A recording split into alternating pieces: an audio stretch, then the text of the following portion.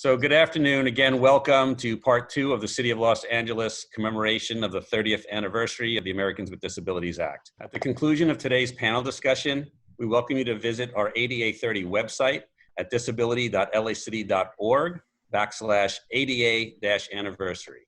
Again, that's disability.lacity.org/ADA-anniversary, where you'll find links to arts, policy, culture, and the history of LA's disability communities.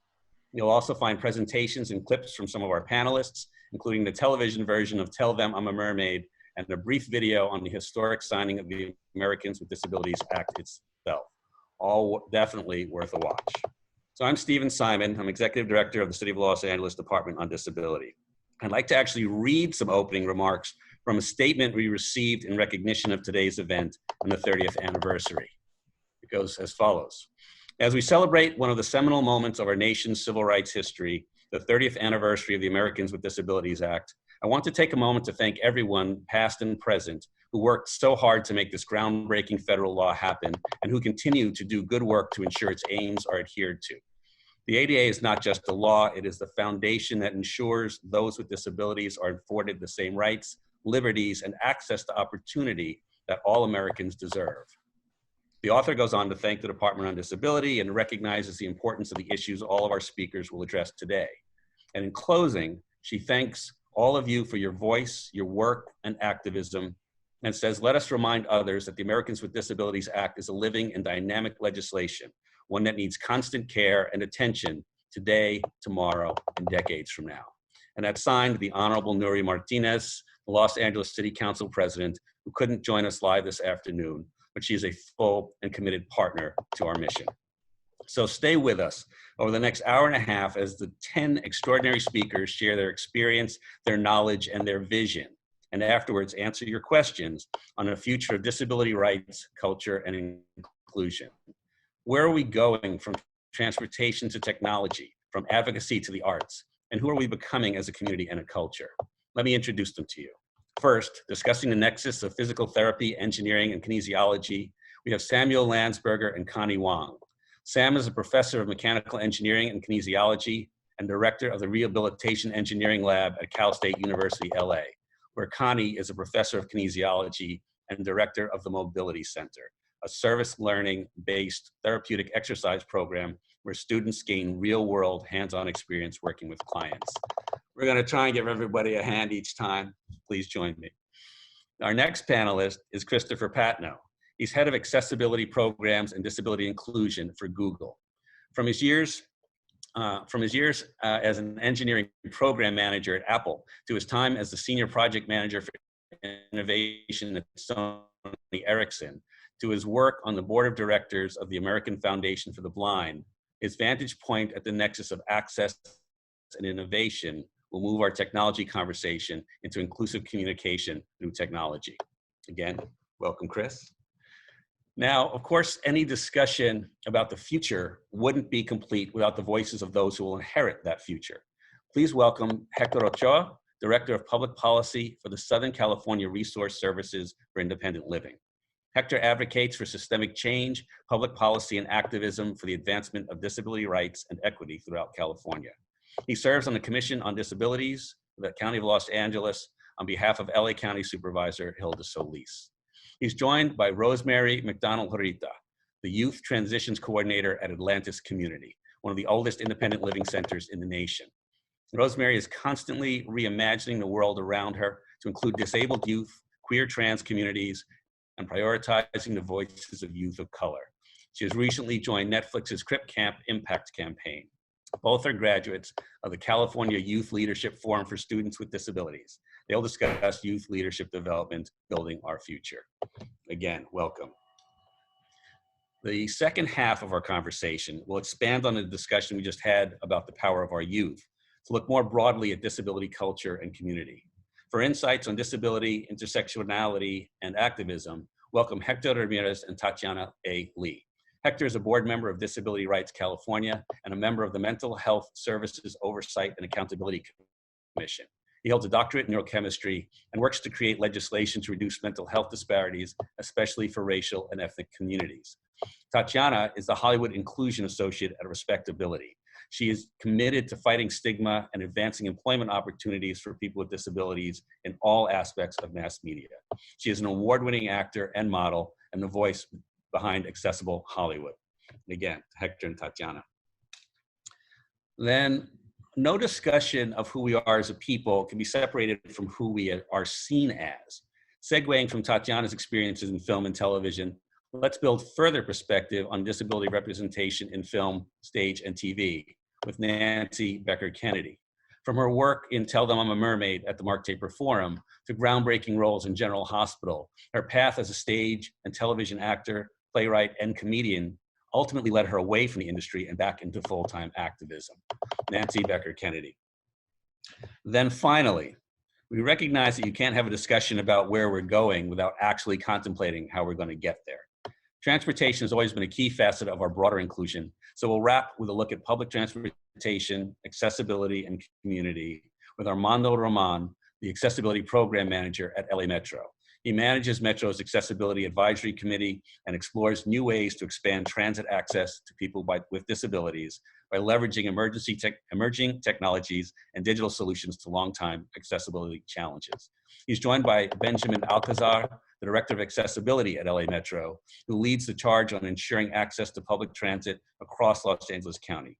Ben comes to LA Metro, having served as the ADA Mobility Supervisor for Phoenix's Valley Metro. Again, both are friends from Metro. It's a little hard to do on Zoom. I appreciate doing this warm round of applause for folks. Here we go. You know, Mayor Garcetti opened our ADA 30 event last week, noting that we have the opportunity to take the momentum of this moment to do more to make LA the most accessible big city in America. So let's look down the path through the words of our panelists. Connie and Sam, please start by telling us about the work that you're doing. Thank you very much, everyone. Good afternoon, everybody. It's an honor to be here with Connie in honor of the 30th anniversary of the ADA. I certainly would not be here with you without that piece of legislation. And I would like to say that we look forward to sharing our students' creative activities with you.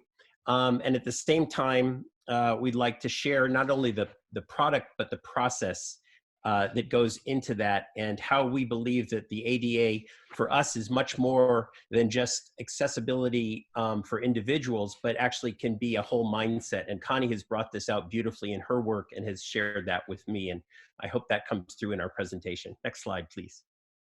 So here are the two troublemakers, as I say. Next slide, please.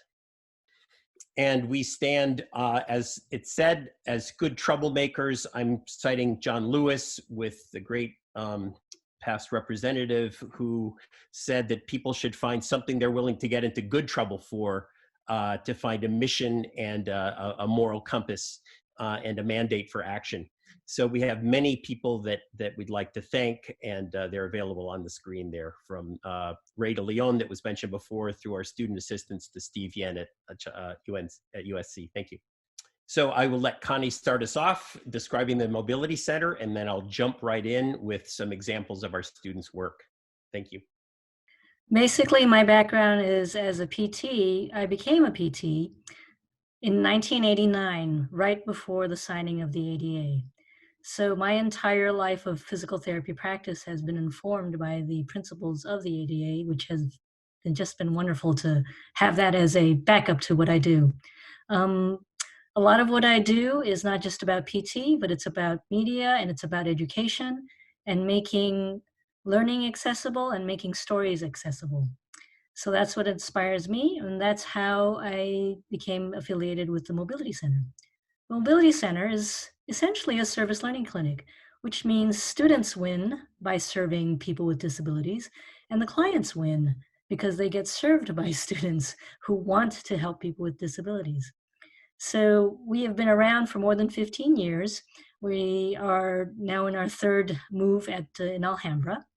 But essentially, our students in kinesiology who aspire to be physical therapists and occupational therapists and all manner of allied healthcare professionals get hands-on experience. And so it actually makes their education more equitable, because they get opportunities to work with folks that these opportunities don't exist necessarily in many undergraduate programs. So we love the fact that they get a chance to work with people with real life issues. And so we are accessible to clients in multiple ways. Number one, we are low cost, we have high impact, high quality interventions, and we don't have barriers to the length of participation. So while it's wonderful that we can treat clients, what we need to do as we went through developing the Mobility Center is understand that it's not just enough to change a client. We've got to change the devices and the objects that they interact with in the world. And we've got to change the built environment. Hence, the Mobility Center collaborating with people like Sam Landsberger and benefiting from the ADA. Thanks, Connie. I should say, in terms of troublemakers and even good troublemakers, I would say they're good troublemakers, and they're just a few of those. Connie is in that category. Then there are the more naughty troublemakers. Stephen and his staff are aware of that, and I probably fall in that category. So just to be upfront about that. I've been very fortunate to make my home at a lot of institutions, beginning with my engineering training at MIT, then years of rehab engineering research at Rancho, and then finally landing at Cal State as professor there to guide students. But all this time, my passion, my purpose has been pretty singular, which is to create helpful devices, and then also to guide students, encourage students to dive into that kind of trouble. So in this talk, I will have kind of several hats: inventor, professor, and I would say kind of interpreter, diplomat, going between the worlds of clients, therapists, and engineers.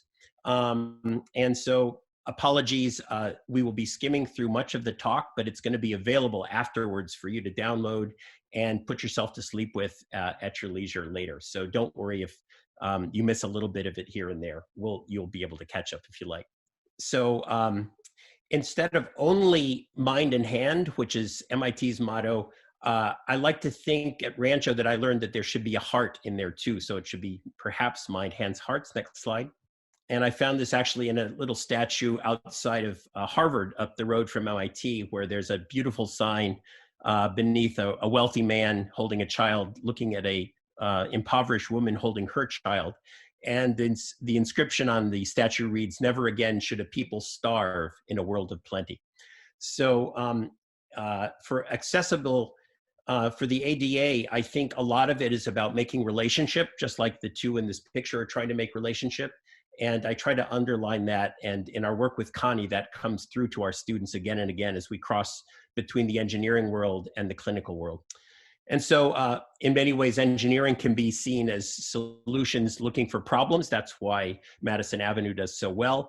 And in healthcare, certainly when I arrived at Rancho and I saw there were limitless problems that seemed to have no good solution. So I thought there just has to be a way of the two meeting together. And that's what I've been devoting myself to. So I'd like to just click through this and give a brief guide through the Mad Scientist Laboratory, which we have at Cal State LA for rehabilitation. This is our campus with students walking through it, engineering technology. They're entering our rehabilitation hands-on experiences lab, looking at a solar-powered Porsche, a beach cruiser wheelchair, a solar steam boiler, a rehabilitation spider cage, and we're following Johnny, our lab manager, in his wheelchair as he darts around between various rehab devices, bicycles, and machine tools. And so we have many partners, including Rancho. Of course, the Mobility Center is a prime one. Niños y Padres, the center there, Los Angeles Orthopedic Hospital and USC, and the Children's Hospital and Shriners Hospital, where a lot of our work with the prosthetic limb design has been conducted. So I wanted to briefly say that my background, beginning with work funded by the ADA, which was signed, of course, in 1990 by the first President Bush, and then that inspired the growth of rehab engineering centers. So I directed one in child prosthetics and orthotics, and another in people with spinal cord injury, looking at new devices, technologies we could explore. One significant one has been looking at hand development, prosthetic hands for very young children. And there are different principles we've used to try to make hands as affordable as possible, but also as simple to use as possible. testing in the lab is important. This shows a therapist working with a child, the first time she's ever used the hand, and she goes right to it. She's a little shy of 2 years of age, but she does amazingly well in terms of inserting the device in. So there she's holding her block with a prosthetic hand. And then I'll ask you, if you would kindly, Lourdes, let's go quickly through the next few slides, just looking a little bit at some of our past work with hands. Next slide. The mobile arm supports for people with muscular weakness, permitting all kinds of activities. Next slide. Next slide. Braces for children that they'll actually wear and look nice. Next slide. Looking at better wheelchairs to improve comfort and performance. Next slide. Next slide. We'll go through quite a few here. And different ways of propelling a wheelchair that's both less taxing and also more comfortable on the spine. So what I'd like to comment here is that there's an importance in making sure that there's collaboration, which professionals have to have and our students have to have between clinicians, clients, and engineers. Very important. There has to be a blending of theory and practice, and we have to have the aim of technology being affordable. Next, please. And so I'd like to now introduce the HERE Lab. And so the program mission is to bring the joy that I had in finding this purpose to students at Cal State LA, and was fortunate enough to meet Connie very early on, and my students found a great place to have a mission for their work. This is where they do their work together, kinesiology and engineering majors. They don't normally cross paths, but that's the essence of our lab. Next, please. A pedal-powered wheelchair was a project for people with stroke that Connie challenged us with early. Next, please. This is a young man trying the pedal chair. You'll just see a glimpse of that. This is an elevating therapy bed to make Connie's life and the therapist a little easier. Ethan enjoyed it, but his mother enjoyed it more. Keep going. We want to make sports and recreational activities as accessible as possible. So we've worked with both scuba, with adapted rowing, and sports like wheelchair hockey, which is a very rough sport. And one of our proudest projects was working with the late Angela Madsen, who's done several rows across the Atlantic Ocean and a couple to Hawaii, but unfortunately she passed away during her last attempt to get to Hawaii just a month or so back. Keep going. And more devices for the mobility center that the students have worked on. We'll take a look at this. Playground accessibility is very important, and there's a Centro de Niños y Padres for children below the age of 3 that we wanted to make some more fun and accessible playground equipment for. And this is Alberto. This is a recent project from Children's Hospital, if you wouldn't mind playing it. This is to give him a way to access the pedals. He has a paraplegia and cannot use the pedal of the piano, even though he's so facile with his hands. He controls the device that's activating the pedal there. He controls that with his tongue, with a tongue switch. The Beach Cruiser is a project that we've worked many years on. Next, please. Team that brought the first one to life almost 15 years ago. Testing at the beach. You can see the access is very important. Further iterations to make it a commercial, a rough, rugged model. And with testing at the lifeguards, next and next. This is Cindy. She has never been able to go on a field trip, even as a geology student. And so we're trying to allow her to have access to her field trips in geology. And so fortunately, the Beach Cruiser in its current incarnation has been able to do that. We can just go right through these, Lourdes. Thank you. Just about wrapping up. A little bit more. This is her going on her own independent path. A 100-year-old Zen master even test drove it for us in his temple grounds. Keep going, please. A little more work on the student's part with a higher tech version of the Easy Feed hand. Keep going, please. And this is the outreach program to kids in the inner city schools from our team at Cal State LA and from Rancho Los Amigos, where we try to inspire kids to stay away from gang activity and join in a positive activity like being creative. And they start by working on standard engineering things, marshmallow stick towers and launching rockets. Next, please. they move from standard projects to adaptations for people with disability. Next. And this is the Los Angeles Orthopedic Hospital Medical Magnet High School, and students doing very creative work to create an accessible merry-go-round. And this is the fully installed wheelchair accessible and propellable merry-go-round for students with disabilities. So you can see various venues where we've tried to get the students working together with their kinesiology partners, find out that it can be a lot of fun and exciting, just as fun as working on fast cars, which is what most students like to build, and robots. And we steer them gently from robotics to prosthetic hands and from cars to appropriate technology and beach cruisers. I'd like to ask Connie to re-enter and give us a little summary for us, please, Connie. So basically, the intersection of rehabilitation and rehabilitation engineering is really all about helping people have fun again, go to the beach again, play piano again, eat again, walk again, propel, ride a bike.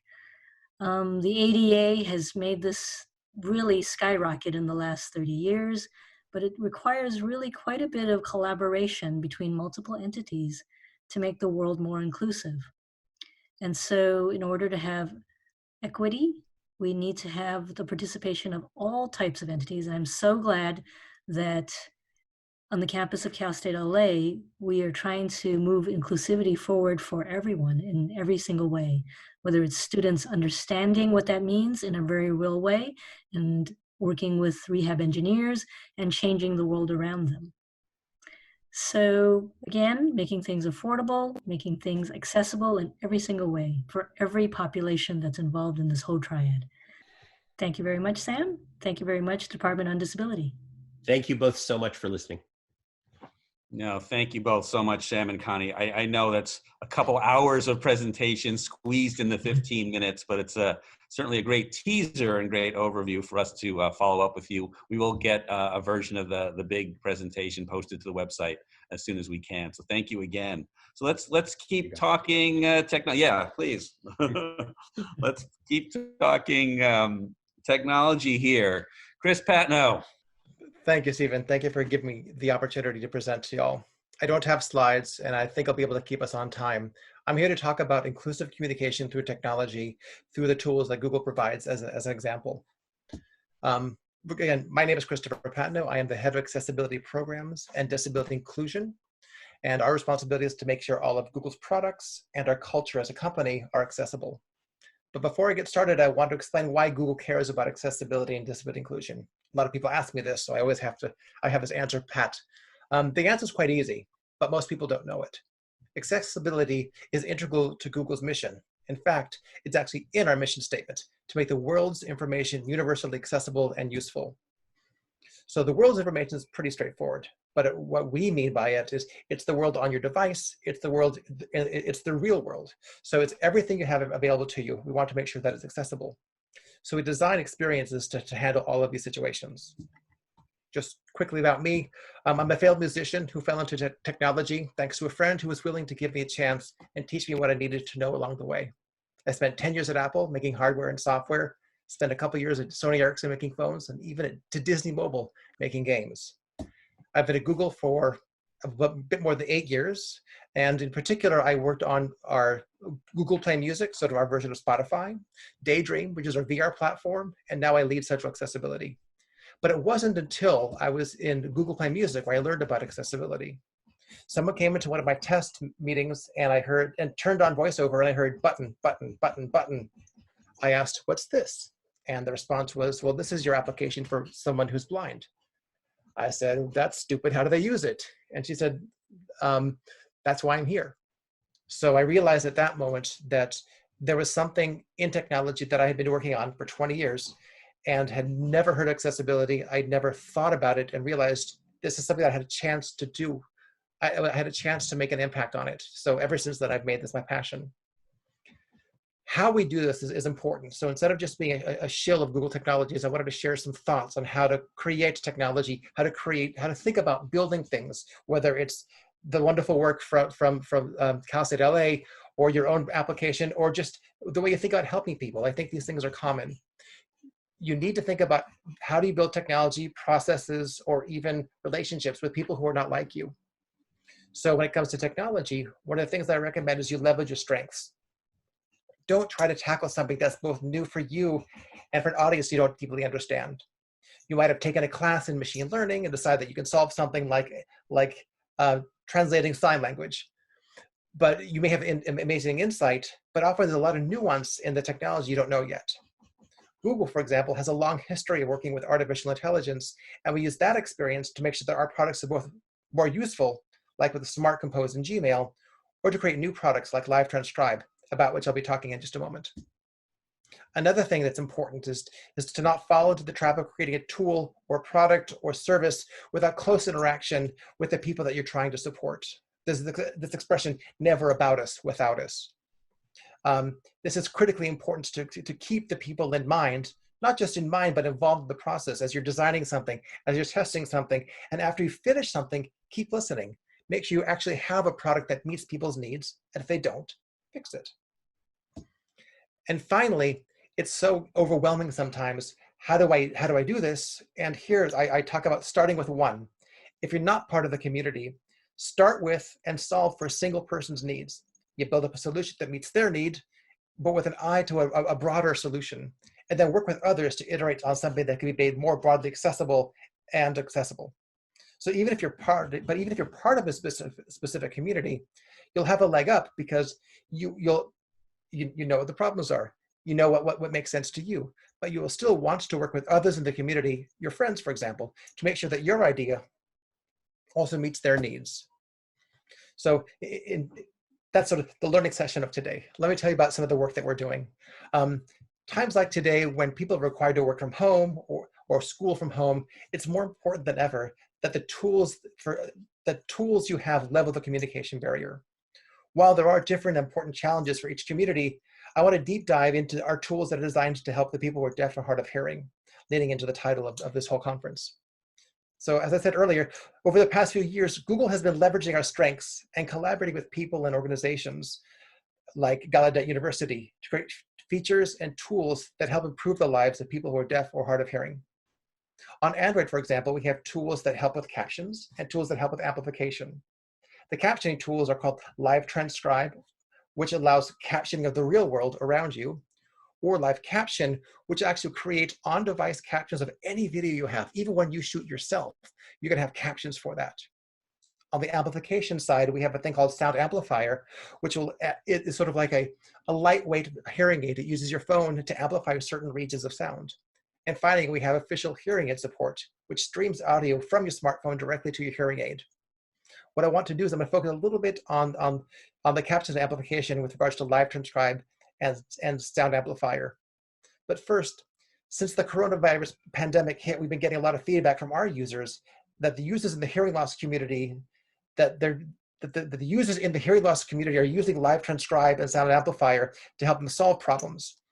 These tools are especially important given the correlation between hearing loss and age and the way COVID-19 is impacting older generations of adults. Users have told us about face masks and how they get in the way of lip reading, how hospitals don't have or won't permit ASL interpreters in quarantine areas.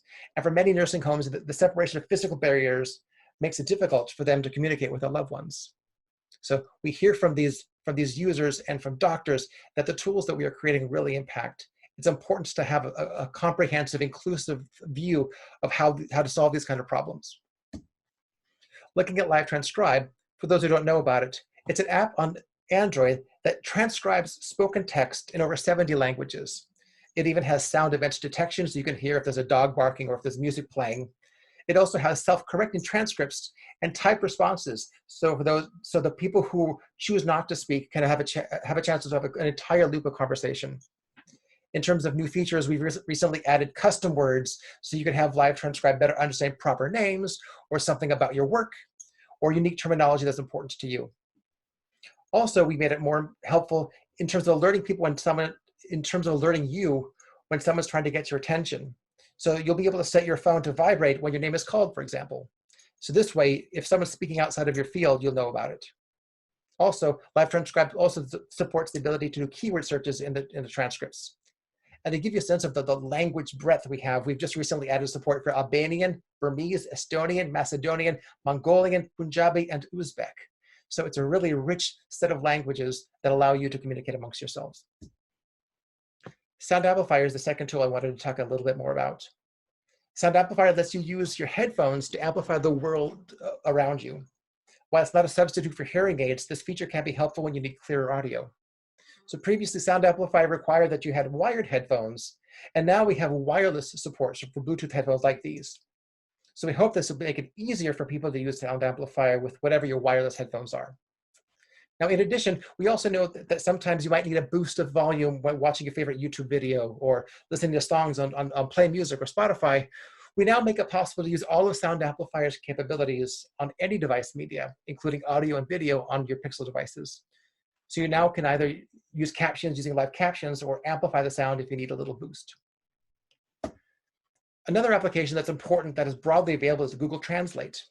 Sometimes you'll need to communicate with someone who speaks a different language than your own, and they also may be deaf or hard of hearing. This kind of intersectionality of humanity is also something that really is helped by the same technologies using similar curb cuts. So Google Translate on Android has this live transcribe-like functionality, but now across languages. So example, a person who's speaking English can communicate in Spanish or vice versa for a very fluid user experience. It can be very helpful in those communities where COVID-19 is being hit the hardest when you don't have easy access to medical care, for example. But not everyone is fortunate to have an Android phone. Some people need to work at or school from your desktop or laptop. So last of all, I wanted to talk about Google Meet. Google Meet is free for anyone with a Gmail account, and it supports excellent automated captions in English. So if you need to talk to someone who is deaf or hard of hearing and an interpreter is not available, this is a great option to use, even if you're just chatting with your family. The one thing to note, though, with any kind of automated captions, the quality of the sound in your room is important. So it's a very noisy area, the quality of the captions might not be quite as good. But in a generally quiet room, the captions are really good. I speak with people in the community, and they're impressed. They say it's not quite the same as a real person. That's why we have professional captioners like we're using today, but it'll do in a pinch, and it's actually quite useful. So accessibility is part of Google's mission to organize the world's information and make it universally accessible and useful. So I hope these features are a small step towards meeting that vision, and we hope that they're able to make everyday communication a little easier in these difficult times. Thanks again, Stephen, for the opportunity to share what we're doing. Thank you, Chris. Thank you so much for that enlightening tour. We look forward to following up with you on that, because there's just so many opportunities here that all our speakers so far have discussed. Again, big hand for Chris. That said, let's start talking community a little more broadly here. I want to talk about youth leadership development, building our future. Hector Ochoa and Rosemary McDonald-Harita. Welcome. Thank you, Stephen, for the opportunity. Happy ADA 30 to everyone. I am Hector Ochoa. I am a Mexican-American male. I'm here at our Downey office, Downey, California. I am a wheelchair user. I have a white shirt on with black polka dots and a plain white backdrop with a smartboard behind me. I want to just talk a little bit about my role here and my capacity at the organization. I work for a Center for Independent Living, Southern California Resource Services for Independent Living. We are one of 28 centers for independent living in the state of California. And I've been with the organization 10 years. My current capacity is Director of Public Policy, and I get to engage not only our community, but our civic leaders, our public officials, and ensure that not only is the ADA upheld, but everything else that involves policy across our catchment area and throughout the state. And so what we focus on or one of the things that we focus on here at the organization is youth development. And we've been doing that for at least 10 years to my knowledge. I've been here since 2010. And since then, we've had a great youth program developed at our organization, anywhere from 80 to 150 active youth in our system at any given time. And, you know, I just, you know, kudos to the leadership at this organization for really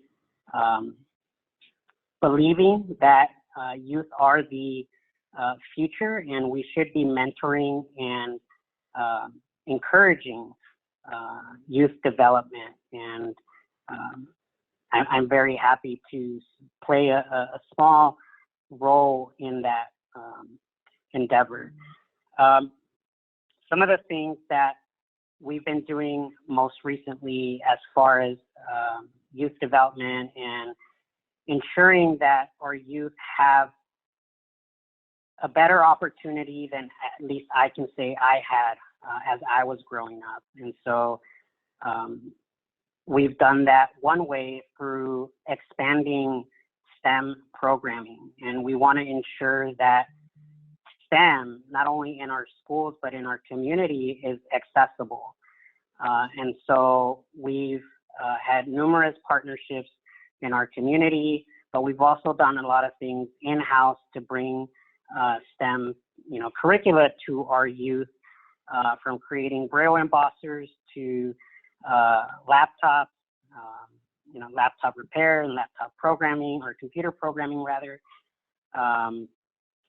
And through this whole process, also ensuring that youth are thinking about post-secondary education.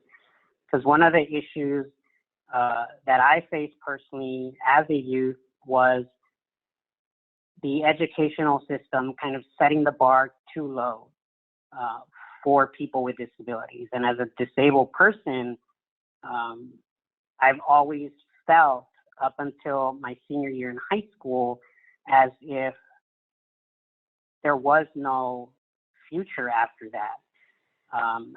And so we want to change that narrative, or we want to play a role in ensuring that that narrative shifts to where youth begin to believe not only in themselves, but that they have equitable opportunity to access post-secondary education, to access you know, better employment opportunities and careers. And so one of the things that allowed me to be able to do that, on top of working at this independent living center, was my participation in the California Youth Leadership Forum. And I know that's something that I was asked to touch on. And the California Youth Leadership Forum, which Rosie will talk about in a minute, gave me the opportunity not only to connect with other people with disabilities, but to really dive into or hone in on my own leadership capability, something that I didn't necessarily know I had until I met with other disabled leaders who have already established careers in, whether it was law, technology companies like Google and Apple, you know, just an array of backgrounds that served as mentors, and something that I had no exposure to prior to attending this leadership forum. So I was really, I'm forever grateful to this particular program that actually still exists, and it's actually going on this week, is my understanding. I've been away from it for a few years now, but it's, you know, it's still there and it's still serving its purpose. And I know, you know, it allowed me to find what I believe is my calling, to continue to help people, but also ensure that youth don't have the same outcome that I believe that I did, or had anyways, for for a good while. So with that, I want to digress and turn it over to Rosie to elaborate on YLF and her experiences. Great, thank you so much, Hector. Hello, everybody. My name is Rosemary. I use she, her, hers pronouns. I am a Japanese American woman wearing glasses with my hair pulled back. I have a denim blouse on with really cool purple eyeball earrings. There's a tapestry of Frida Kahlo behind me with my plant collection in the background. So as Hector mentioned, the Youth Leadership Forum was a really big game changer for not just myself and Hector, but for thousands of other youth who have been alumni of this program. It was started by a mentor and a really good friend of ours. Her name is Catherine Kelly Baird, and she was appointed by the governor with the Governor's Commission on Employment for People with Disabilities. And in 1992, she created the California Youth Leadership Forum. And this was for high school juniors and seniors to really explore leadership opportunities, thinking about post-secondary options, careers, and also focusing on the independent living philosophy. This idea that youth are our future. And I think we heard it a little bit earlier, but really honing in on the idea of nothing about us without us. And that is what the root of the independent living philosophy is. Hector and I were brought up in this world, and we had mentors with disabilities who looked like us and had similar experiences. And without that, I wouldn't be where I am right now. I'm currently serving as the Youth Transitions Coordinator at an independent living center here in Denver, Colorado. This is actually the second independent living center in the country that was started after the one that was created in Berkeley, California. And learning about the history of disability rights movement through the work that I did in California, but also in Denver, gave me this feeling. I know that it's an imagery, but at the end of football or soccer games, there's always like the parents or the teams who come together and they hold hands and they create this archway for the youth to come through and to run through, as like, we see you and we value you and we want to celebrate you. And in my office at Atlantis, we have panels of newspaper stories and clippings and photos of all of our disabled ancestors who I feel like every time I'm rolling down the halls are doing that for me and bringing me into this movement. And knowing that there are amazing leaders like Justin Dart, who helped with the signing of the Americans with Disabilities Act, Catherine Kelly Baird, who created programs for youth to be able to thrive and have their voices heard. We hear a lot of that within disability history, and we lift up these charismatic leaders of folks who have done amazing work. And one of the things that I asked Catherine Kelly Baird before she died, we were sitting in her beautiful home in Sacramento, and we were sharing breakfast. And I asked her, Catherine, what is your plan for after you pass? Who is going to take on your legacy? And she looked at me almost annoyed that I had asked the question. And she said, you're my legacy. I raised all of you, all of the alumni from the Youth Leadership Forum, all 1,200, however many we have now. You are all my babies, and I have raised you, and I have done everything that I possibly can. And now it is up to you to continue doing that work. And now it's time for me to take a step back because I'm not relevant anymore. And youth voice needs to be heard. And she made sure that was true in all of the Youth Leadership Forum planning. She made sure that there were youth on the seat of boards of big organizations. She made sure that she wrote every single letter of recommendation that we asked for, and really knew that her place was to take a step back so that youth could lead the movement. And we know that right now, whether it is Black Lives Matter, Black Disabled Lives Matter, historically knowing that the civil rights movement and the women's rights movement was all led by young people, we need to continue to amplify the voices of youth so that the movement continues forward. I know that in the work of the disability community, we talk a lot about the independent living philosophy, the independent living movement, and we strive for folks with disabilities to be able to live independent lives. And if we take the disability hat or the framework off of that, we also know that not any one of us on this call does anything independently. I didn't make the food that I ate today. I didn't grow it. I grew some of it, but not all of it. I didn't make the clothes that I'm wearing. I didn't make the technology that I am using right now. And I didn't build the house that I am currently sitting in. And so knowing that we all depend on other people's labor and love and energy and time, whether we have a disability or not. And if we think about this interdependence model moving forward, how can youth play a role in this advocacy or in our future? What does that look like? I know for me personally, it doesn't always look like putting my body on the line at the front of a protest or a riot. That's not where I feel safe. That's not where I feel like my energy is the most useful. Where I do spend my time is organizing accessible information and resources to go out to the larger community. I spend a lot of time cooking for other folks. I watch and take care of the babies who are at the rallies to make sure that they're safe and accounted for and that they feel seen. So it's knowing what your role is in this movement and moving forward. And if you are not a youth and if you don't work with youth, maybe it's time to amplify the voices of youth and bring them to the table and look around at your table and see who isn't there, whether it is youth, whether it is LGBTQ folks, whether it is Black, Indigenous people of color, who's missing at your table and how can we amplify their voices so that we can have a more beautiful, loving, inclusive future. And so those are the things that Hector and I wanted to bring into this space. And I thank all of you so much for being present and sharing this time with us. And I hope that you consider bringing youth into your future.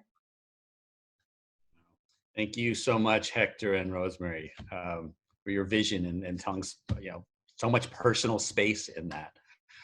Let's continue that conversation. Let's talk broader on disability, intersectionality, and activism.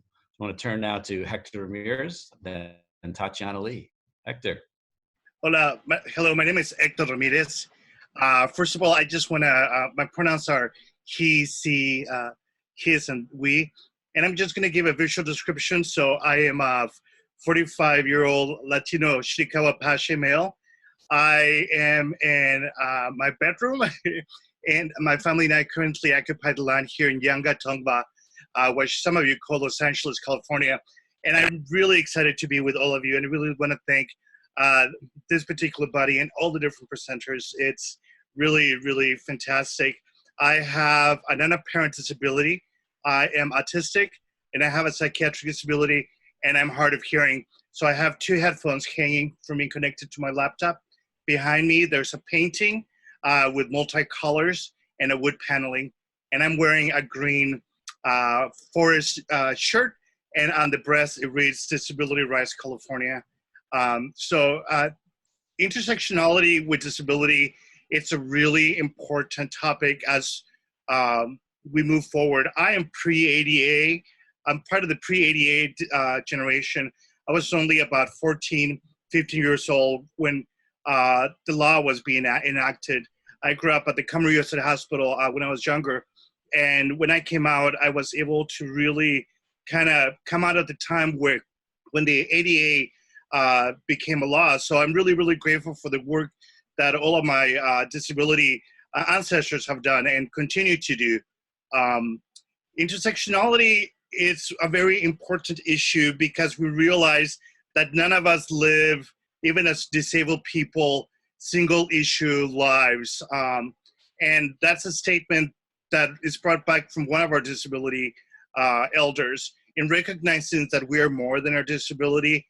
Society see us as more than our disability, but we actually contribute a lot more than our disability. As a Chiricahua Apache, I'm two spirits, which in the general community means that I'm gay. So I have that aspect of myself to also encounter. So along the way, as I've kind of worked on disability rights, I've also had to work on LGBTI2S issues. As a Latino Mexican man, I definitely work on those issues, especially around issues of immigration and equality. As a person with autism, so I also have to integrate those aspects. But I think all of us really have our own intersections that we find ourselves dealing with in addition to our disability, because they make up our identities, and our identities change throughout life. I remember being a young disabled activist back then. Now that I'm 45, I'm a middle-aged disabled activist. So my identity has changed. And with it also have our issues. Now that COVID has changed the environment completely, we see, and society gets to see some of the issues that have also been impacting people with disabilities, especially around the issues of color. As we look at the issues of violence towards our Black, our Indigenous and other people of color communities, for our transgender communities. And we recognize that we are really all in all of this together, and we advance disability rights hand in hand with some of those other social rights issues that many of us have been working for generations to recognize that we have to really kind of go in support of each other. With Disability Rights California, for example, when we looked at how other issues could be intersected with disabilities, I just reflect that some of the work that we did 3 years ago around immigration detention centers that were happening all around the country, where we had children, especially children with disabilities, being held at detention centers. And at the time when this was happening, nobody could access those facilities because of privacy.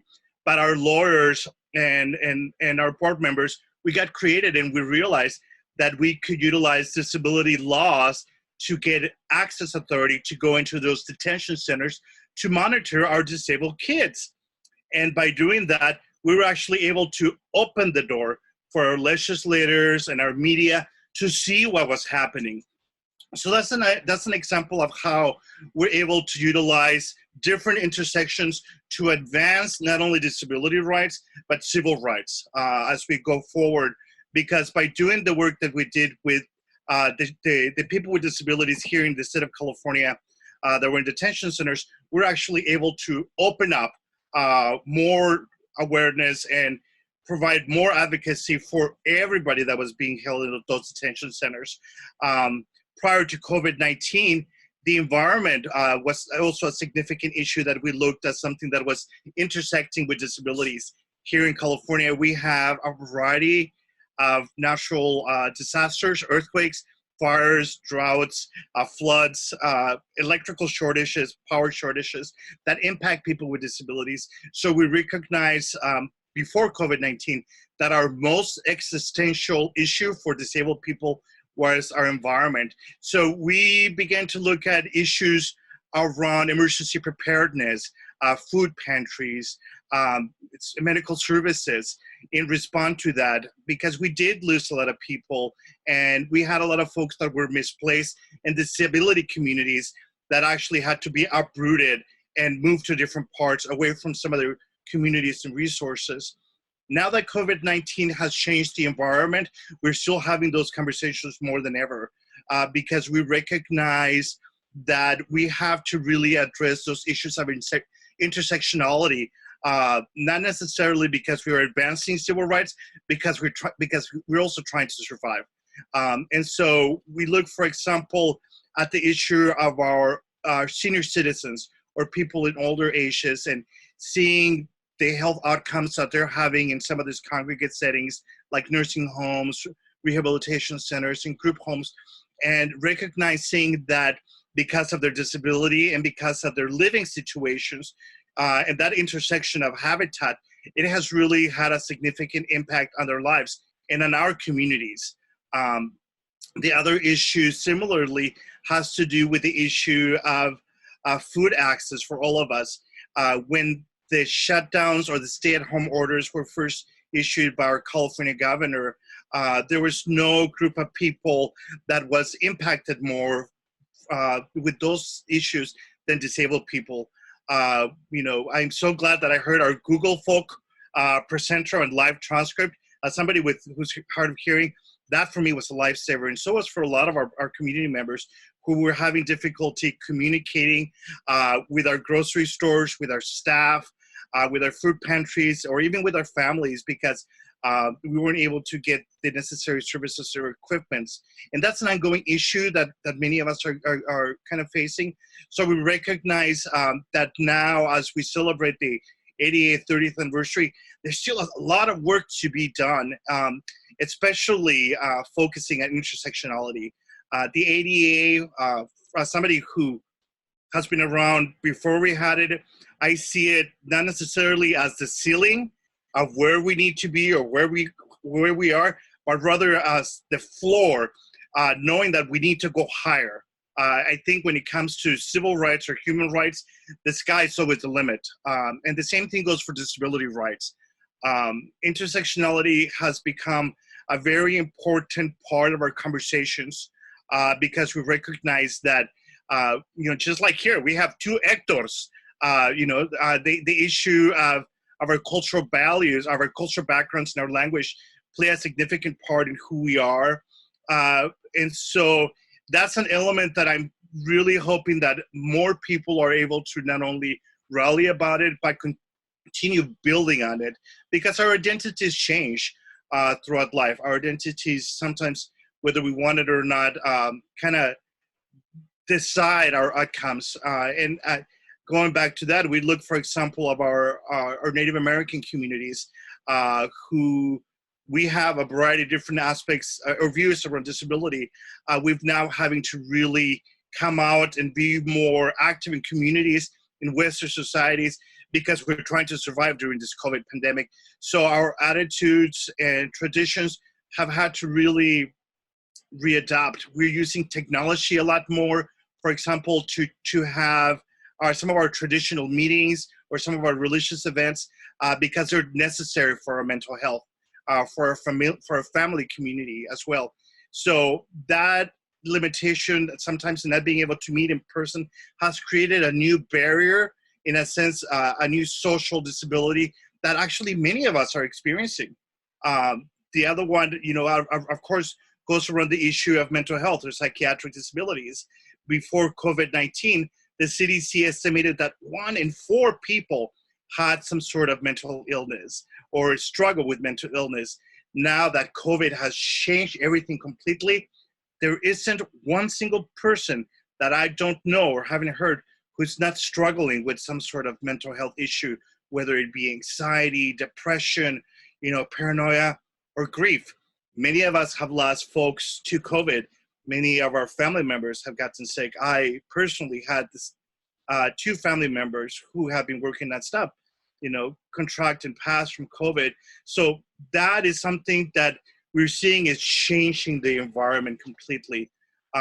We look at our communities, disabled communities, and recognize the need to really bring everybody together right now for survival purposes. So for example, one of the big projects that we are working on, both at the state and national level, is to increase services for our unhoused homeless individuals, specifically our folks who are in those situations who are disabled. That's a significant number here in LA County or LA City. And the other one is something that has been kind of separated over the years, and that's our HIV and AIDS community, who oftentimes don't get recognized or included in the disability community for a variety of reasons. But right now, just like other folks in the disability community, we make up probably one of the highest at-risk populations because of some of our underlying conditions and because of our limited resources or community environments that put us at risk because we have to go out or because we depend on caretakers that have to be coming in and out. So I think now more than ever, as we celebrate the 30th anniversary of the ADA, I think it's important to re-strengthen those boundaries or those bonds between the disability community where the intersectionality might have separated us before, where we might have had only, for example, LGBTI2S deaf people on one community. We have, autistic folks over here, who utilize assistive technology. We have to kind of bridge those divides that we've had and bring everybody together and remove those access barriers within our community, primarily to survive. So I think that is one of the ways that intersectionality can actually be used for our advantage rather than how it has been used in the past to kind of oppress us and make things a little bit more difficult for us. Excellent. Thank you, Hector. Wise words again.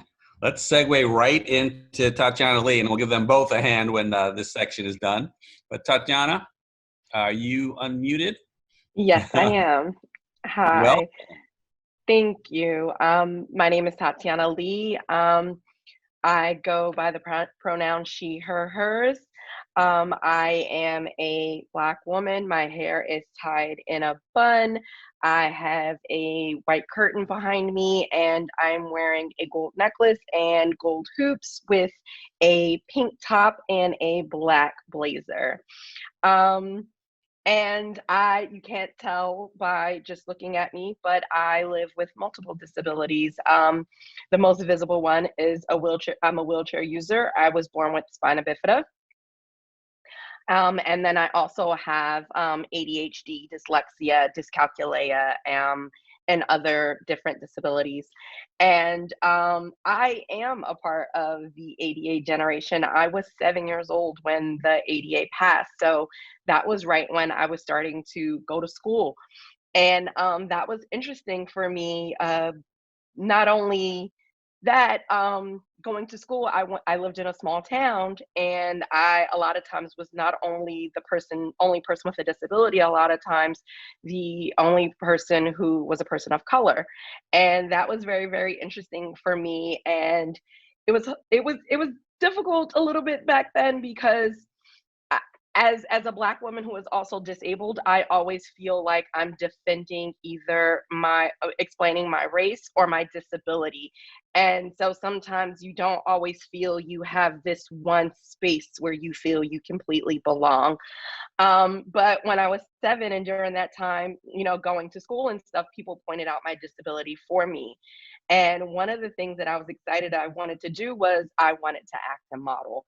And people told me that that was something I would never be able to do. People told me that no one would ever want to see a Black girl with a disability on the cover of a magazine or in film and TV. And I, later on, I completely rejected that. It did affect a lot of my childhood and things like that, dealing with being the only Black woman, the only person with a disability.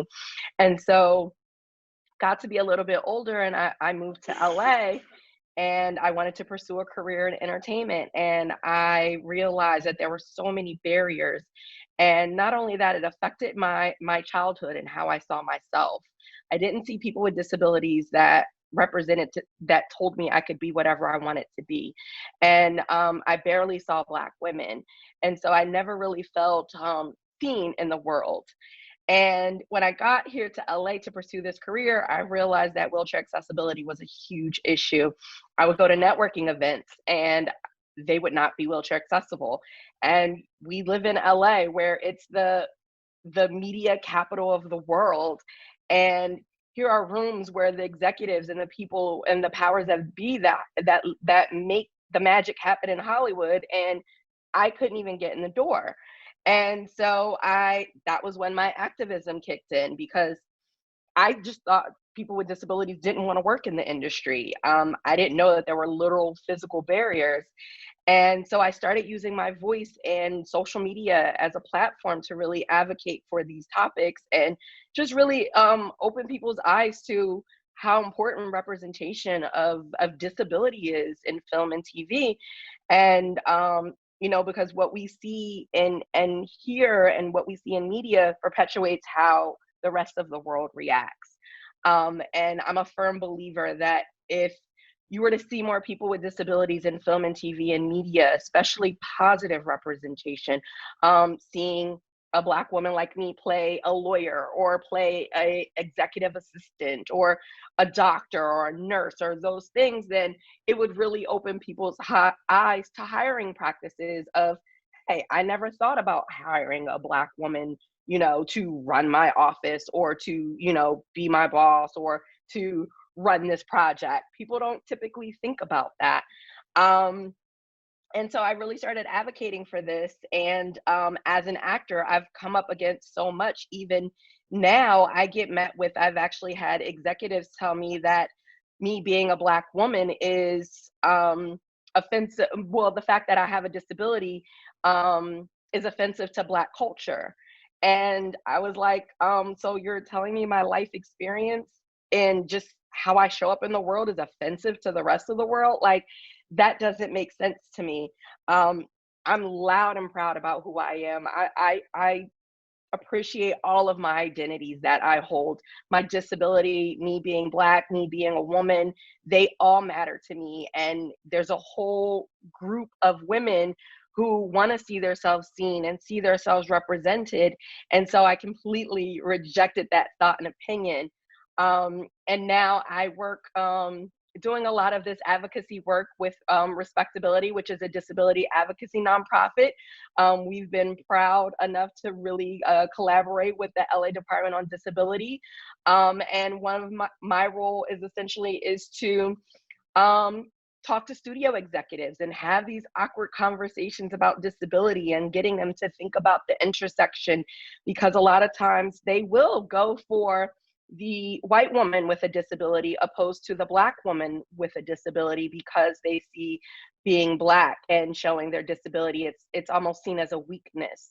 So therefore they don't want to portray someone being Black as being weak, because, you know, some people take offense to that. But so having these awkward conversations, and I've been able to really help shift some of the disability narratives that go out into Hollywood media. I had the pleasure of consulting on a Netflix project where it featured a Asian girl in a wheelchair whose personality was loosely based off of me, and really shift some of these perspectives so that, you know, kids in the future generation can see themselves represented and be proud of that and be proud of who they are. Because growing up, when it was the start of the ADA, I was told not to be proud of my disability. I was told to hide it as best that I could and shy away from it as best that I could.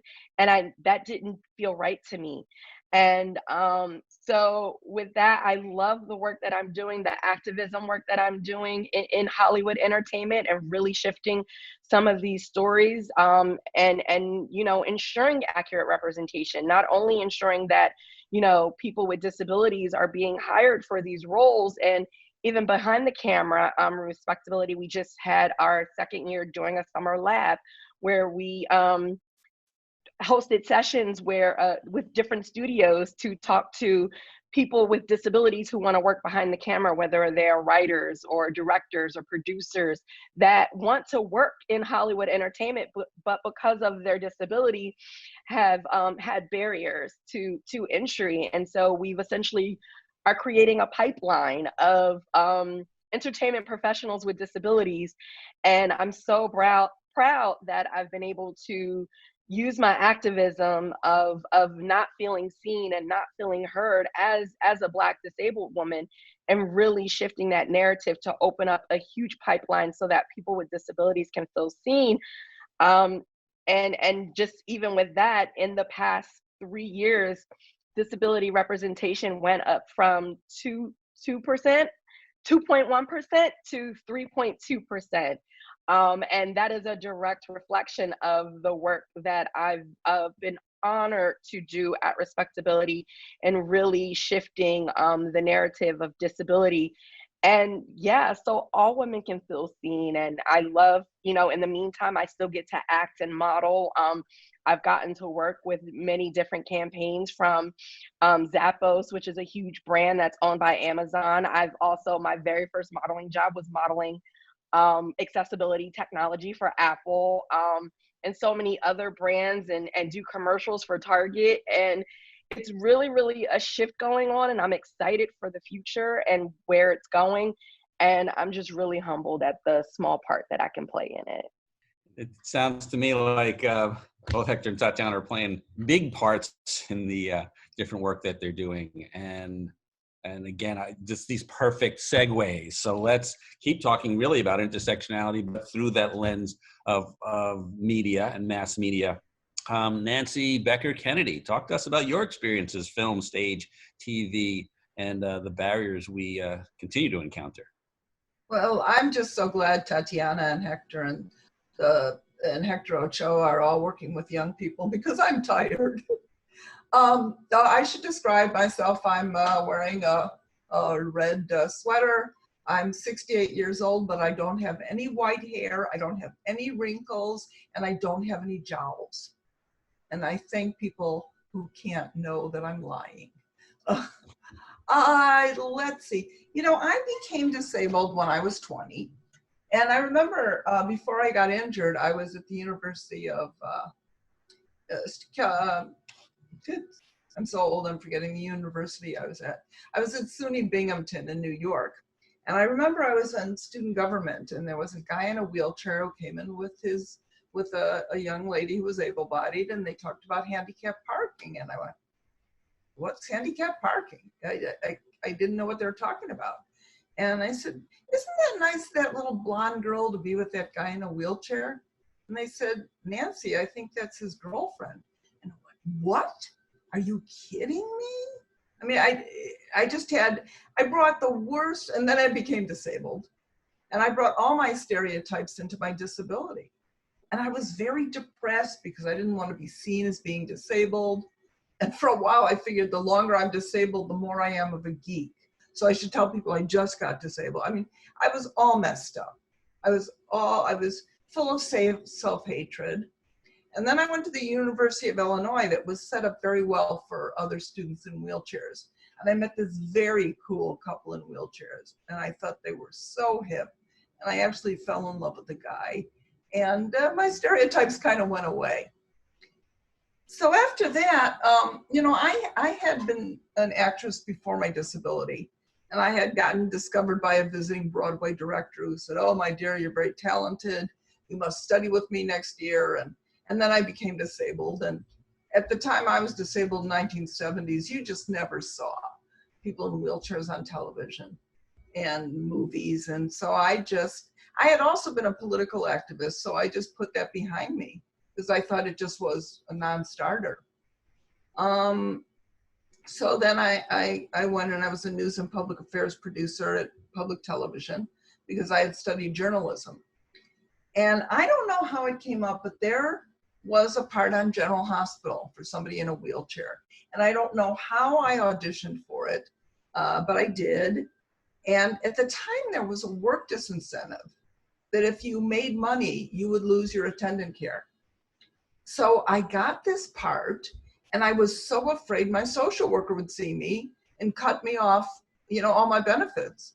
Because I actually had been on 60 Minutes earlier in a story about a young woman who got a job with a very severe disability. And after a year, when she went to pay her taxes, they cut her off her in-home care, and she committed suicide. So I was very afraid when I got that part. Even though I was so excited to be acting again, I was really scared that I'd lose my attendant care. So then the most seductive word in Hollywood is no.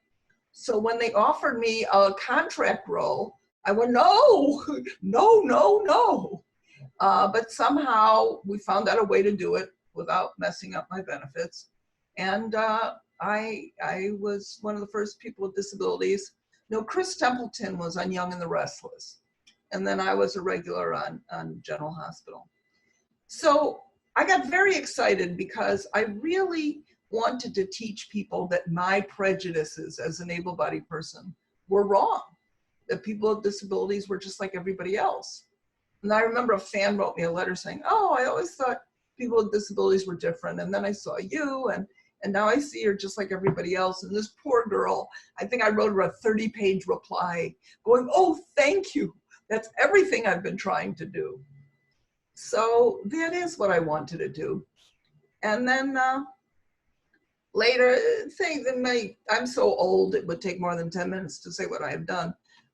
But I worked in public television, and then when that ended, I went and I covered a benefit where people with AIDS were taught to turn their life experiences into a comedy routine.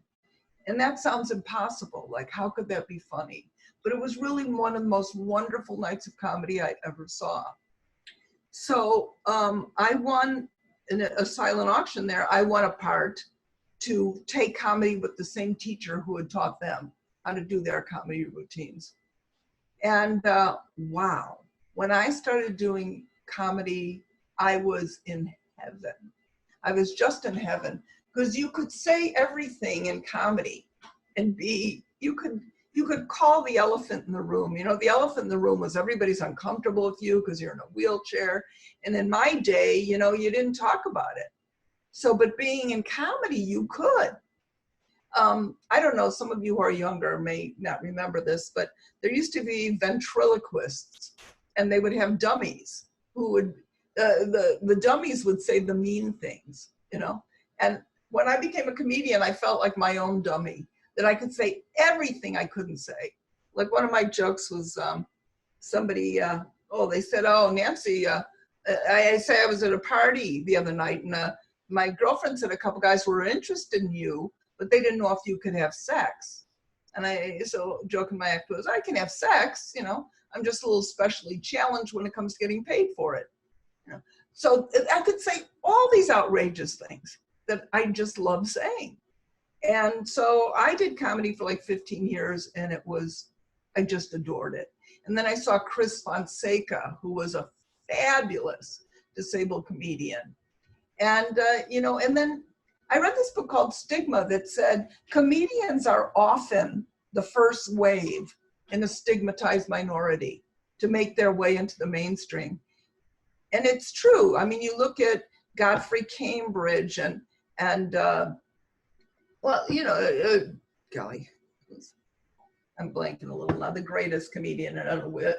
Well, now you have Chris Rock and Wanda Sykes, and there was that wonderful Hispanic comedian who's still, Luis Valdez, funniest people. And, you know, the comedians are the ones who can say the unspeakable. And they can go out into the mainstream and say the things that nobody will say. So I've adored doing that. And then that got me a short-lived role in a nighttime sitcom. And I always like doing the most outrageous stuff to break stereotypes. My favorite part was on the Norm Macdonald show with Artie Lang. You know, there were two such bad boys. And, you know, I had a part playing somebody who was helping them steal things by getting people to feel sorry for me, because he's saying, go ahead and get those things, you know, really cripple it up. And I go, look, I know how to do that. I'm going to cripple it up. So I would love to play these parts that were outrageous. And I love the disabled cartoonist John Callahan, who did terribly, he did jokes about people with disabilities that people would write into the newspapers and be so offended about it. They made the movie about him called Don't Worry, He Can't Get Far on Foot. And one of his famous cartoons was an empty wheelchair in the desert. And there's a posse going, don't worry, he can't get far on foot. And he would do these hilarious Black humor jokes. And this was my home. I mean, I just love that. Because when I became disabled, the stereotype was Tiny Tim, you know, and Jerry Lewis's kids, you know, they infantilized us, and we were these perfect little children. I had a joke in my act once that said, you know, hey, Jerry, you can call me one of your kids if you pay for my facelift. You know, because he's calling, you know, grown people his kids. So I've always loved doing that. And so many of the people have done it so great. I've loved some stuff that, you know, now you see people with disabilities all over media, probably because of people like Tatiana, who are really spearheading it now in the new wave of things. I adored Peanut Butter Falcon. I don't know if any of you saw that. I saw that movie once, and I went the next day and saw it again. It was a guy with Down syndrome. But this kid was so hip and so funny. And that's what I love. I think comedy is the great way to bust past everybody's discomfort and show people that we're all we're all really alike. So that's my spiel, and thank you. And thank you so much, Nancy, for keeping us going down this path of sort of where we are as communities and in society and how we're seen. Let's get back to how we get there to wherever we're going here. I want to again invite Armando Roman and Benjamin Alcazar. Sorry, I want to make sure they both got on. We were a little trouble linking them a little earlier, but let's start talking about transportation and literally where we're going in our future. And then we're going to circle back. I hope all our panelists, most of you are still on, and ask some questions. Let's have our audience talk to us about all these great topics we've covered today. Armando. Good afternoon, everyone. Before I begin, I'd like to thank the LA Department on Disability for organizing this event and the speakers for all the interesting information. Stephen, Claudia, Rosemary, thank you for all you do. I'm honored to be on a panel with such strong advocates. My name is Armando Roman. My pronouns are he, him, his. I'm a Latino male with black hair, a short beard, wearing a green shirt and a tie. Behind me is my home bar with some books, some bottles, and a globe. Currently, I serve as an accessibility program manager at LA Metro. I've been with the agency for 4 years and come from an accessibility compliance background, having previously worked in accessibility at a university and at a law school. My colleagues Benjamin Alcazar and Faima Ishaq are also in the meeting. Benjamin is the Director of Accessibility at Metro and can provide some historical perspectives and information.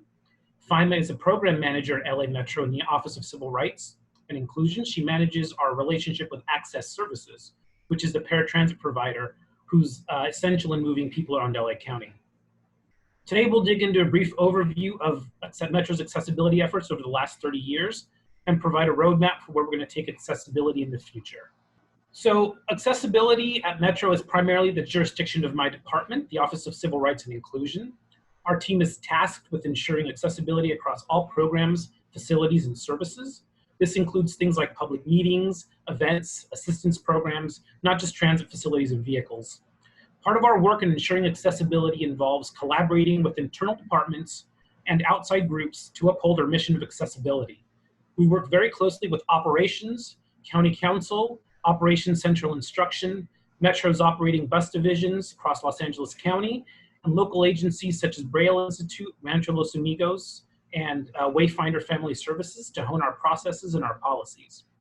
With guidance and input from these internal and external groups, we help develop policies and workshops that provide guidance to the agency regarding best accessibility practices. So before we go further, I'd like to give you a little perspective regarding the scope of our duties. LA Metro is the 3rd largest transit agency in the country. We have the 5th most rail lines, with 3 more currently under construction. We operate over 170 bus routes and serve 453 million passengers last year. Our bus operators indicate from their data that we transport more than 110,000 customers in wheelchairs every month, with our 2,300 buses coming out of 13 divisions, which serve almost 16,000 bus stops. Along with that, we fund ADA paratransit, regional commuter rail in the county, as well as freeways, active transport, local roads, smaller transit systems. All that is to say that we have a big responsibility to the residents of LA County, and we take that responsibility very seriously. Our commitment to the people of Los Angeles County is threefold: build and operate the most accessible transit system in the world, adopt initiatives that go above and beyond legal requirements for bus and rail, and integrate the best practices from around the world. Now, what do we mean by build and operate the most accessible transit system in the world? As a county that's still growing into its public transit system, we have the opportunity to be as thoughtful as possible about accessibility and bake it right in, instead of having to go back and retrofit as many agencies with older infrastructure have had to do. Our agency also isn't shy about integrating practices from around the world. Our team has collaborated with Spanish, Japanese, and British organizations in the past to explore solutions to accessibility challenges. Our team also understands that the ADA, echoing what Hector had said earlier, should be considered the floor and not the ceiling for service standards. Just because something is accessible doesn't mean it's ultimately usable. We at Metro strive to bridge those gaps in an effort to increase access to our transit services for everyone. We have to look back at things like curb cuts, which originally designed to assist people with mobility devices, but have had a greater impact beyond their intended use. With that being said, let's dig into some of the historical efforts made by the agency to increase accessibility. So on our fixed route bus service, Metro has consistently pushed for effective vehicle accessibility. Past efforts have included low floor buses that incorporate a kneeling feature, automated stop announcements for the blind and visually impaired, a move from lifts to ramps, which have an almost zero chance of failure or malfunction, fast and effective securement equipment that gets updated when improvements are made, and areas specifically reserved for people with disabilities. In the last few years, several features that are not required by the ADA have also made their way onto our buses, including blue flooring in the reserved areas, knurled stanchions to assist people with visual impairments, and separate walker compartments designed to maintain securement areas and keep them open for people with larger devices, such as wheelchairs. Our current bus design is pictured in this slide. It is a 40-foot bus and includes 2 wheelchair securement areas towards the front, as well as 2 areas specifically designated for people with disabilities right behind those areas. One of those areas includes space for a walker, which will not take up extra space designated for mobility devices.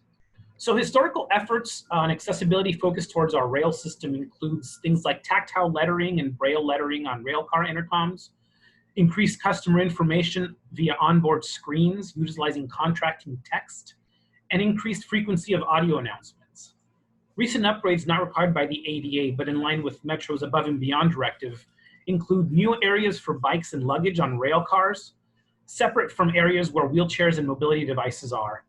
Blue flooring on these areas help riders identify reserved seating areas for people with disabilities, and an increase in size to the amount of those areas for transport of wheelchairs and mobility devices was also included in our latest retrofit. This is a picture of our updated rail car design. The most recent design includes space for 2 customers with wheelchairs to sit together towards where the operator is for the rail car. It also includes 2 separate reserved seats designated for people with disabilities and seniors. That is located right behind the area for mobility devices. There are a few areas located towards the rear of the car, also for mobility devices. And then an area at the end of the car, which is specifically designated for luggage and bikes. And that area Job, guys, quiet. There specifically so as not to interfere with the customers using wheelchairs or mobility devices. So this slide, we have some pictures of our seating areas aboard the train. Please note that the blue flooring is designated for customers who have wheelchairs. Those seats do flip up, and the blue flooring is there for people with mobility devices to identify the area so that they know that is the appropriate place if they would like to have a little bit more space for their mobility device. On the non-flip-up seats, we have cloth designated for people who have disabilities or are seniors, people not with mobility devices. So we have areas not just for mobility devices that are designated for disabilities, but we have extra areas so that if somebody is already in the mobility section for mobility device, a senior can sit in the area just designated for seniors. As far as our physical spaces are concerned, rail stations and bus transit centers, we have installed directional bars at all rail stations which lead our visually impaired customers toward the doors of the train. We have 2 or more elevators at every rail station in case one goes down. Braille signage and tactile lettering in key areas is also available at all rail stations, and the Braille requirements that we have, the Braille that we have exceeds ADA requirements. Recently, we developed and deployed new accessible lighting criteria to assist people with visual impairments. We also developed hands-free intercoms, hands-free information kiosks, and hands-free fare gates to assist customers with mobility impairments.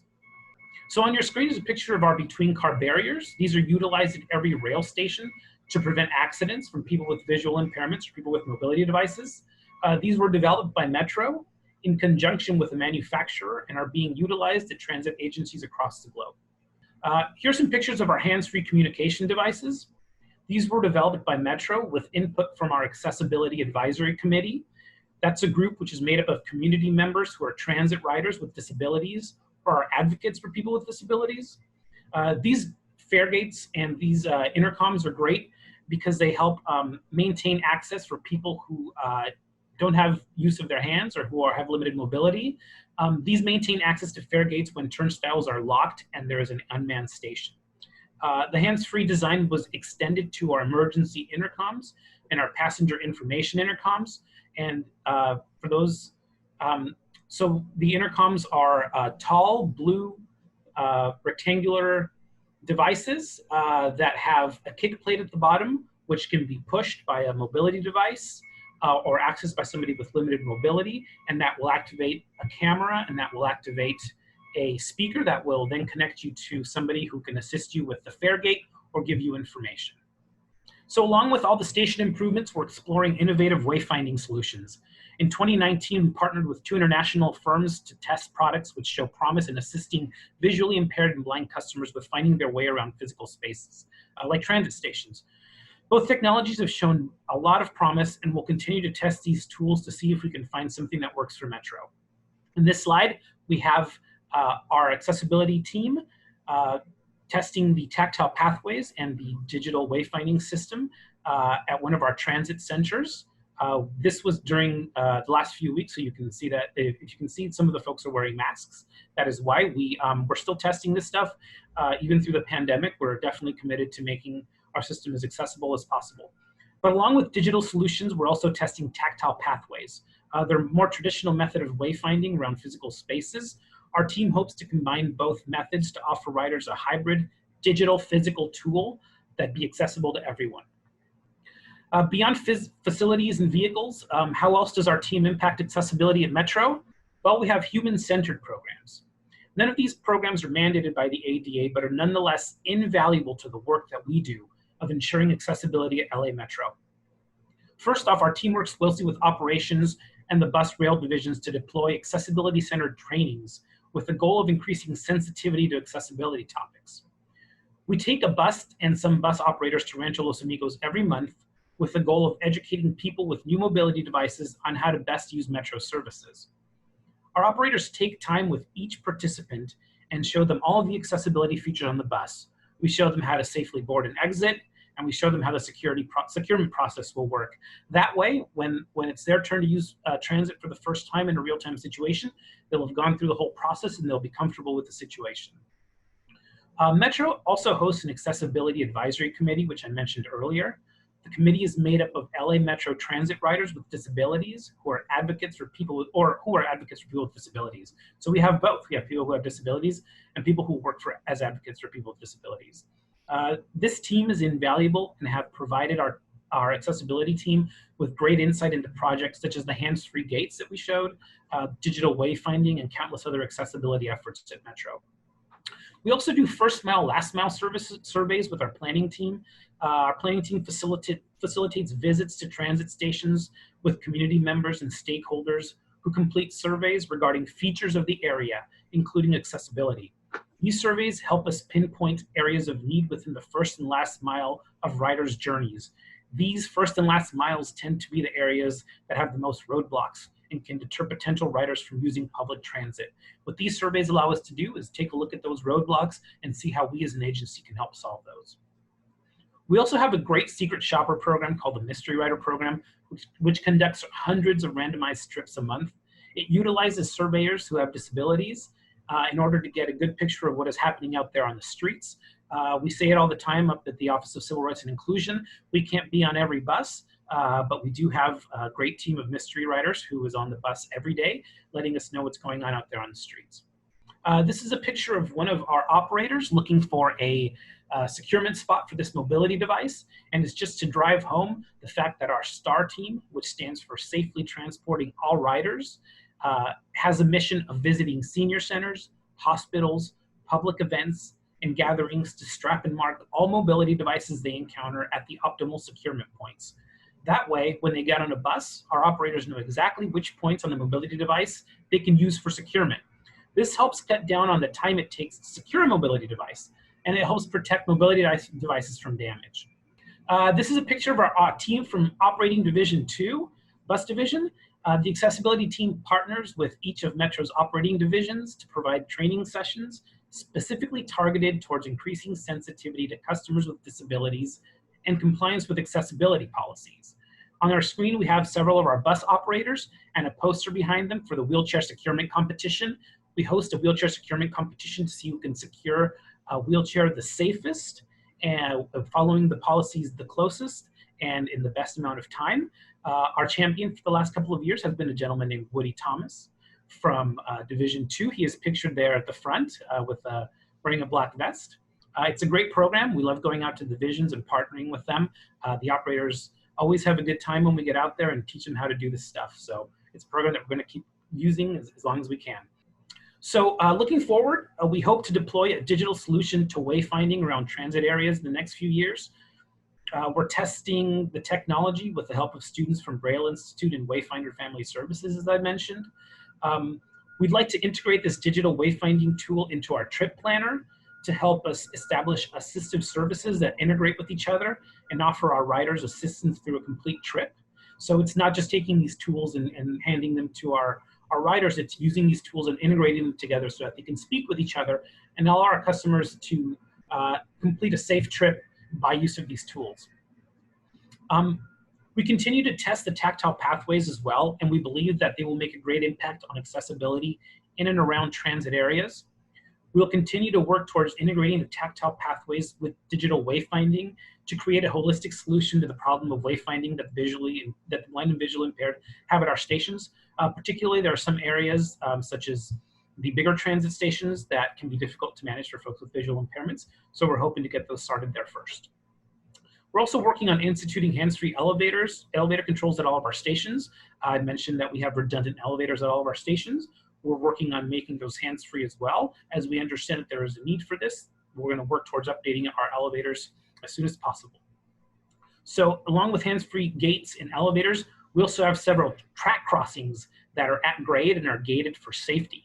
These track crossings can be difficult to use for people with limited mobility, so we're also working towards implementing hands-free gates at those locations. Microtransit is the thing that we've been talking about around here. Microtransit services will serve the community and will be fully accessible and usable by people with disabilities. We hope to have our microtransit service running in the next few years as part of the variety of systems that Metro offers, including bus systems, rail travel, and also access paratransit, which we fund.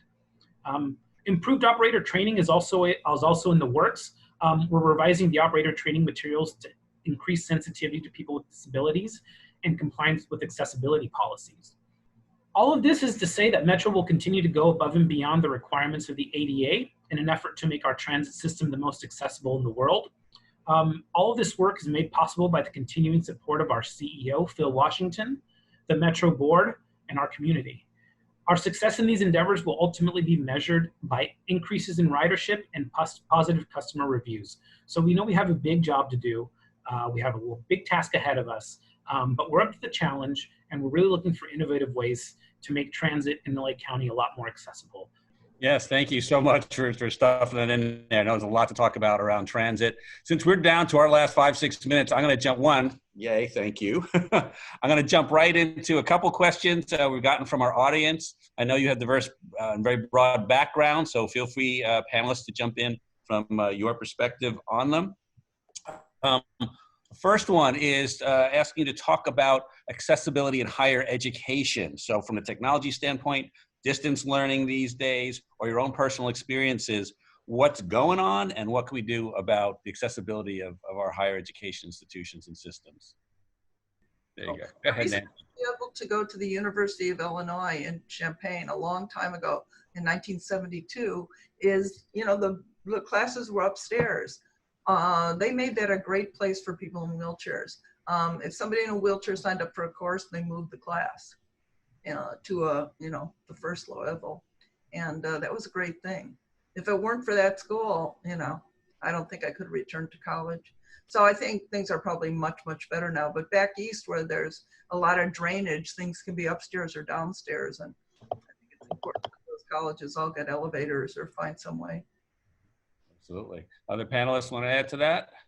So I'd just like to pipe in terms of, and Sam Landsberg can speak to this too, but over the training that we've gotten as professors over the summer because of our move to online teaching, is that accessibility is also about accessibility to Wi-Fi and understanding that people with different needs, students who are poor, students who live in areas where the internet capabilities are low, and understanding that there's low bandwidth teaching and high bandwidth teaching. And so having to adjust our teaching approaches to acknowledge that you know, it's more equitable if we do low bandwidth teaching. So it's not just a physical accessibility issue, it's a technological accessibility issue. Where's the Google guy? You know, Chris, I had to jump off, so an apology there. What's funny, Connie, I mean, you were psychic there. That was really going to be one of our second questions, talking about that digital divide. So we really appreciate that, and that is one of the bigger gaps. I know here at the city, we try to work with education at all levels, even though the city doesn't control that space, to again expand anything under basically Rehab Act and 508, and trying to make sure all websites and digital documents are accessible as well. You know, talking though about, I'm a therapist and I'm doing telemedicine now. And I think for people with disabilities, you know, I can see 20 clients a week doing telemedicine. Whereas I have to take access services down to Lilibeth's, down to CalLife. I have to take a 1 o'clock ride to make sure I'm there for a 3 o'clock client. And then the building closes at 7. So, you know, I'm spending an hour and a half in both directions to see 3 clients, when by doing telemedicine and digitally, I could see 5 clients a day as soon as I get up, because, you know, I have nursing care in the morning. So that takes half my day away. So I think that's another really important thing to look at. And I do see Hector's hands up. And Hector, as we go to you answering this question, I do want to tell you our next question is, how can we get youth more involved? So between either of the Hectors or Rosemary, I do feel to start on that question. But go ahead, Hector Ramirez. Yeah, I mean, definitely, this is an important conversation for our youth, since they are the ones that are definitely going to be consuming the majority of the educational resources. That's a general population. But I think that the issue of the ADA and education, especially now in this new COVID-19 environment, is an important one. Then definitely in terms of accessibility and the issues that many of us have encountered as we try to access education and then went through it. And then even as you go into graduate school and into higher degrees, that level of accessibility is even harder to get. I went to a really good state college, Cal State Northridge, that really spoiled me with a lot of accessibility services. But those ones sometimes didn't follow to graduate or even to my PhD program. So I think that made it harder. But I think now, as far as education and accessibility in COVID-19, I think the biggest issue now is for folks to also be able to have access to a COVID-19 safe environment. I think as people with disabilities, we think sometimes as access as something that's a barrier, but not having a safe space or where you have a less likelihood of contracting and getting ill is definitely also a new way to look at accessibility for people with disabilities, because we need to be able to maintain all that hard work that we have done to really remove some of those barriers that have prevented us, because those barriers are now there stronger than ever. And we do see it as having a significant chilling effect for our young folks. So definitely partnering up, having our young folks partner up with higher education institutions, and definitely with service and tech providers to ensure that they are going to have as much as they need to be able to get those services. Because before, we could get a lot of accessibility services at our universities or our schools, but because now we are in home or safe environments away from those institutions, it's going to be possibly a lot more difficult to get those services, especially for people with disabilities. Excellent, thank you. I wanted to segue quickly into the question about youth advocacy. How can we engage more youth into the movement? I think youth can be in a lot of different spaces, and I don't really know the context of where that person was asking for youth to be engaged, but I think if you're LA Metro, for example, like engaging youth and students and how they navigate, whether if it's from the classroom to their homes or in engaging with other committees or advisory boards and making sure that youth voice is there. I know within Atlantis and the work that we've done, we've made sure that whenever we do community outreach, that it's in youth spaces and not just, because I don't want to keep recreating the wheel. And so a lot of times it's me bringing my services to where the youth are, because they are experiencing barriers of leaving their home, especially during COVID, or don't have access to technology. So it's most of the time me doing that outreach and making sure that they know that we are here as a resource and we're available, and that we do want to hear from them, and that we are inviting them to the table. I know as a young person myself, I oftentimes waited for permission to be invited into spaces until I was given the opportunity and someone called on me to come into those spaces.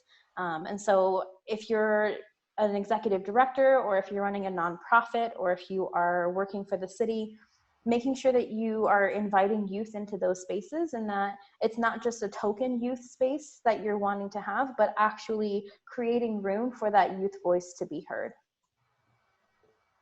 Can I ask Rosemary a question?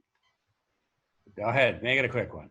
Rosemary, don't you see this as being a tremendous, these, now that people are doing things digitally, like I mentioned, being able to do therapy and telemedicine, don't you see young people with disabilities being able to do so many more jobs now that there's this digital possibility? That's a great question. Yes and no. I think to what Connie was mentioning earlier, there are lots of students who are multiply marginalized, not just with disabilities, but with living in poverty, or don't have access to internet, or living in rural areas outside of the city. And so I do have a lot of youth who want to work and have the desire to, and want to stay busy over the summer. And right now, it's also a really challenging time for lots of people to gain employment. It's not just youth who are looking for jobs right now, it's our whole country. So yes, while Zoom is amazing and accessing the internet and the digital world is great, there are still lots of the internet that is not accessible. And so it takes partnerships with Google or with Adobe or other big corporations that have money to push them to make things more accessible. The fact that Zoom is the most accessible platform and still doesn't do everything that we need it to do is something that we need to continue pushing for. And so I'm glad that Google was a part of the conversation today. I'm glad that they have a whole team dedicated to accessibility. And I hope that it's youth who are using internet platforms to be able to gain employment, but also on the other side of pushing what access looks like so that other youth can have gainful employment in the future. Yeah, I know from coming from back east. Nancy, I'm going to jump into you there because I got to finish off one question and we're over. So we're going to take you up on those follow-ups after. I want to add one more question. I hope I do it justice. I had to shorten it a bit, but 30 years after the ADA, a lot of people with disabilities still lack tangible access in many areas. So how do people with disabilities get better access to advocates, if not representation, and everything from housing to employment? And the way I'd like to focus that for this group is you all work for some type of organization or on the board of some type of organization. How does the community work with your organization or programs to really get more active representation? I'm not talking about legal representation necessarily, but just advocacy. Well, everybody should know about CalLife. 213-627-0477. They do everything for housing advocacy, financial advocacy, assistive technology. CalLife Independent Living Center is just awesome. All right. And so we got a few more independent living. Go ahead.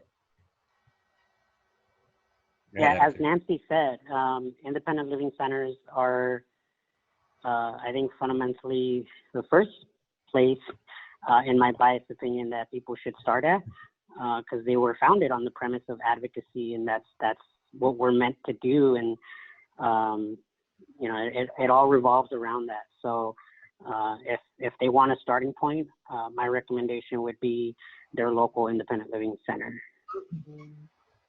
Excellent. Anyone else want to jump in on that? I agree as well. Even I wanted to make one little closing comment on my own about the students with disabilities and how we can best serve.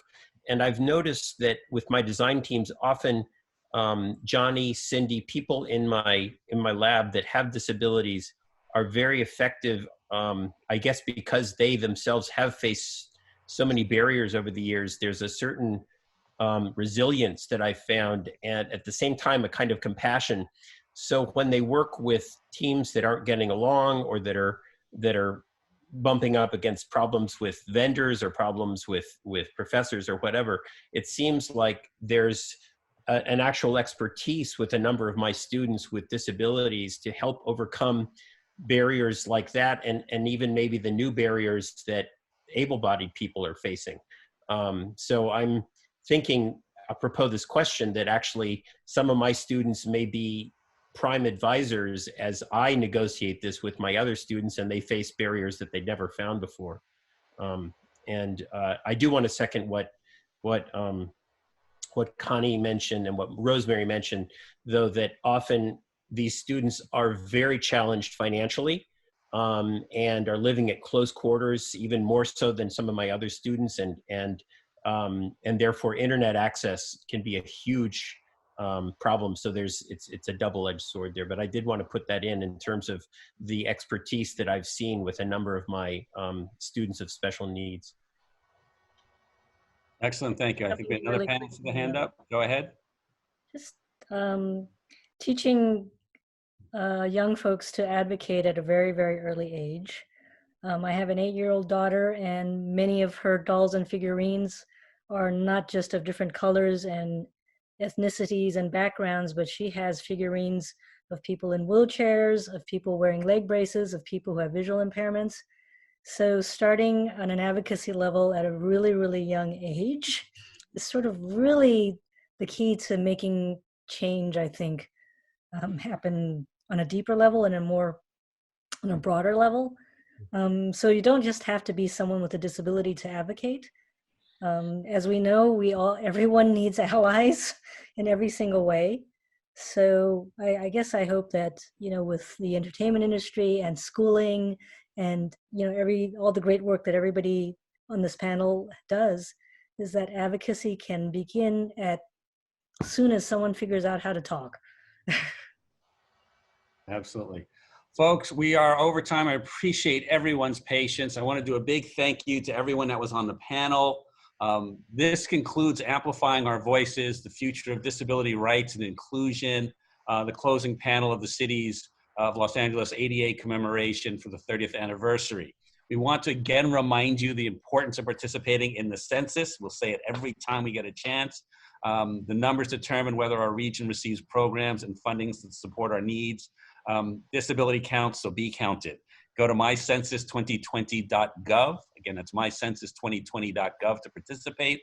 I again remind you to check out our ADA 30 website at disability.lacity.org/ADA-anniversary. You'll find pretty extraordinary history and art pieces, including some Tom Olin photographs around the ADA and the advocacy that went into it. That includes some of our panelists today. So I'm just going to leave that for you to go find out on our website who that might be.